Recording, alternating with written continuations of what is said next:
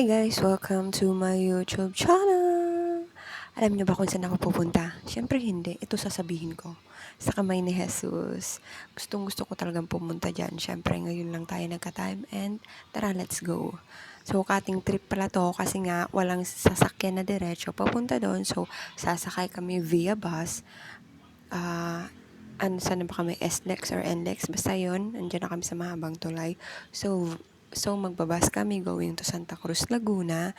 And from Santa Cruz, Laguna is magra-ride kami ng parang jeep siya. So next ride is Lucban, Quezon. So yan guys, ang Lucban, Quezon. So makikita natin dyan yung Pagsanghan Falls. Siyempre hindi tayo diretso dyan. Ano ka ba? Saan ba tayo pupunta? Kamay ni Jesus, diba? Siyempre malamang Quezon yun, hindi Pagsanghan. So, yun guys, dire-diretso lang tayo dyan. Siyempre, hindi dyan sa sa ilog na yan. So, yan, alam nyo to guys. Ito yung papuntang Bicol. Ito yung dinadaanan. Alam nyo. Oh, yan, ituturo ko sa inyo. Papuntang Bicol yan guys. Yung daan yan, parang zigzag siya. Sa yung dinadaanan namin pa uwi paggabi. So, yan, paikot-ikot lang siya nakakahilo. Tapos, nasa unahan pa kami. Ano ka ba? Hindi ka ba susuka? Charot lang. So, ayan na nga guys. Ayan, paikot-ikot lang. Nakakahilo yung daan na yan eh. Pag sure ba ay sobra. Hilo ka ba, beshi? So, yan na nga. Ito na yung sinakyan namin papuntang saan ba kami? Lucban, Quezon. Ayan, tapos madadaanan natin dyan yung parang Rosario? Rosario ba yun? Basta parang siyang may Santo Niño. Yan, Villa Rosary. So yan, dyan kami nag-stop over nung umuwi kami ng Bicol nun. Tapos, eto na nga, nasa tricycle na tayo. Alam nyo ba kung magkano pamasahe dyan? Ay, 60 la ang mga beshi. 60. Dalawa kami. Medyo malayo-layo din. So na nga, papuntang kamay ni Jesus na yan. As in kamay ni Jesus ito na nga tayo Ayan na yung entrance, diba? Kita nyo naman. So, syempre, entrance free is walang entrance fee dyan, guys. Libre po siya. Pwedeng pasukin kahit kailan nyo gusto. Pumunta nga pala kami dito, guys, is bago magmahal na araw. Syempre, hindi tayo sasabay sa mahal na araw. Kasi nga, ang daming tao nun. Ang daming tao. Alam nyo ba? So, yan, guys. Andito na tayo sa loob. Tapos, makikita nyo yung logo ng kamay ni Jesus dyan. Mga santo. Nakapalibot dyan, mga santo. Tapos, ayun yung malaking Mary na yon. Pero hindi na kami dyan pumunta guys. Kasi nga medyo mahaba pa yung lalakarin natin papunta doon sa may sa may malaking Jesus. Yun nga, sa kamay ni Jesus. So yan, fast forward na natin dyan. Makikita nyo yung iba't ibang santo dyan. Tapos may mga nameplate sila sa baba. And basahin nyo na lang yan guys. So tara, lakad muna tayo.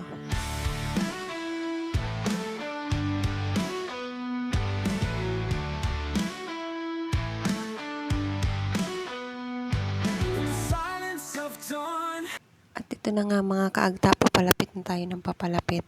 So yan, kita nyo na ba? Ayun na, yung kamay ni Jesus. Nasa dulong-dulo at bago tayo makapunta dyan, syempre, aakyat muna tayo ng sandamukal na hagdan. Nandiyan na tayo sa bungad, di ba? So yan, ayan yung gate. Tapos may parang arrow dyan. Yun yung susundan nyo. Papasok doon kasi nga may sarili siyang entrance and may sarili din siyang exit. So yan, lakad-lakad lang muna tayo.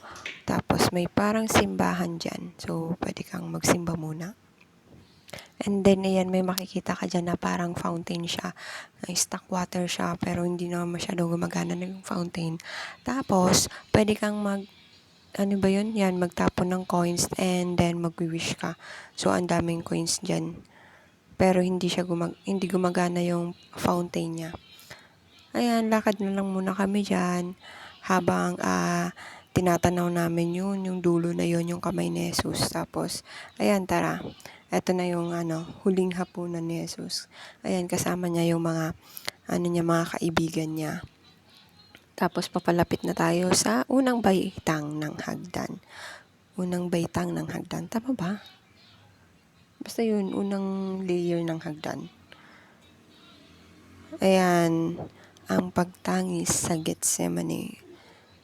Ayan na, makikita na natin dyan yung mga iba't ibang statue ni Jesus at yung mga pangyayari sa kanya, si Jesus ay nahatulan ng kamatayan. So, dito na nag-umpisa yun.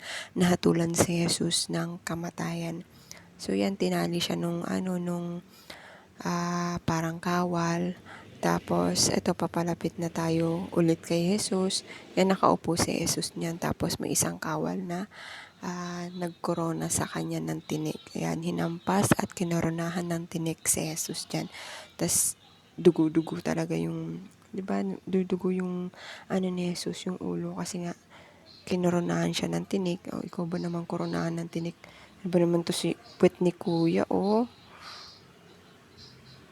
And then, next is, ayan yung mga kasama ni Jesus na nagpapako sa krus. Tapos, ayun si Juan, si Maria. Sunod is si Jesus ay nagpasan ng krus. Ayan, habang naglalakad si Jesus, pasan-pasan niya ang krus. At nadapa pa siya noon, time na yon. Habang pasan yung mabigat na krus. Siyempre, may tumulong kay Jesus at yun ay si Simon na taga Cyrene. Tinulungan si Jesus sa pagpasan ng krus ni Simon. Ayan, ito naman ay si mahal na Inang Birhen. So yan, after pagpasan ni Simon, andito naman ang mga babaeng taga Jerusalem na nag-pray over kay Jesus, niyakap si Jesus, at ayun si Simon na nagpasan ng krus. Ayan. Tapos yung kawal, syempre hindi iwan si Jesus nung mga kawal na yun kasi nagbabantay sila. Ayan na yung time na pinako si Jesus sa krus. Ayan na, pinupukpok na yung kamay ni Jesus ng martilyo. At ayan yung mga magnanakaw. Nagbabaraha, naglalaro sila habang mga nakapako yung mga kasama ni Jesus sa krus. Yan, sina Maria at Juan, ang mahal na ina sa paanan ng krus ni Jesus. Ayan, nakatingala lang sila kay Jesus habang tinitingnan si Jesus. Tapos, ayan, may kasama si Jesus na kawal lagi. Kasi nga, binabantayan nila si Jesus. And another hagdan na naman tayo. Kasi nga, puro hagdan dyan. So, hindi naman siya nakakapagod.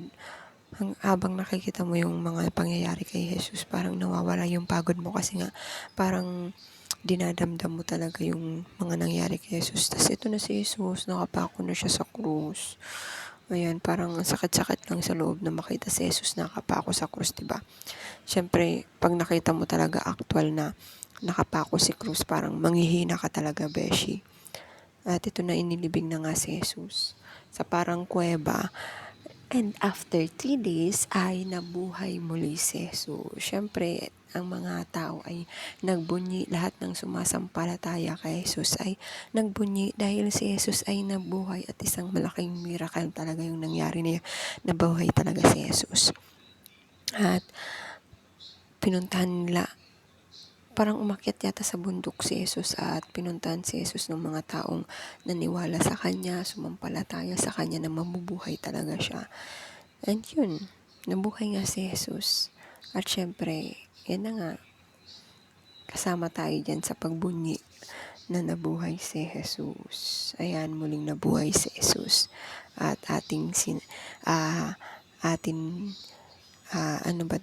sinasamba si Jesus. Sumasampalataya tayo sa kanya. So, grabe, ang aliwalas lang ng panahon na yan. Sobrang mainit pero hindi mo ramdam pag nasa taas ka na.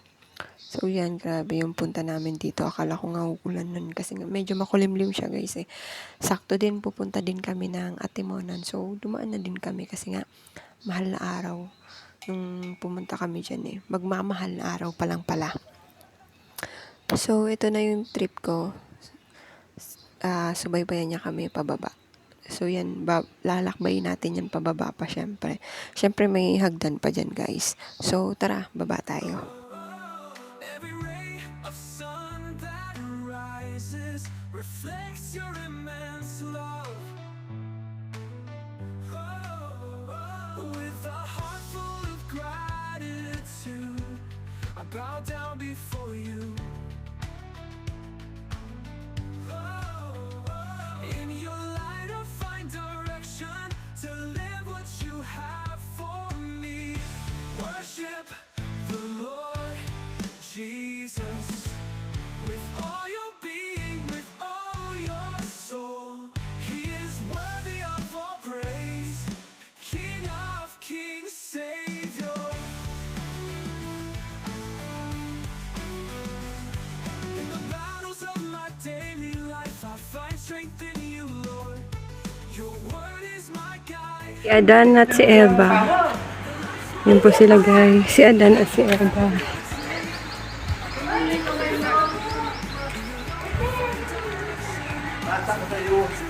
At syempre, ang Noah's Ark. Diyan sumakay yung mga taong nailigtas sa Noah's Ark.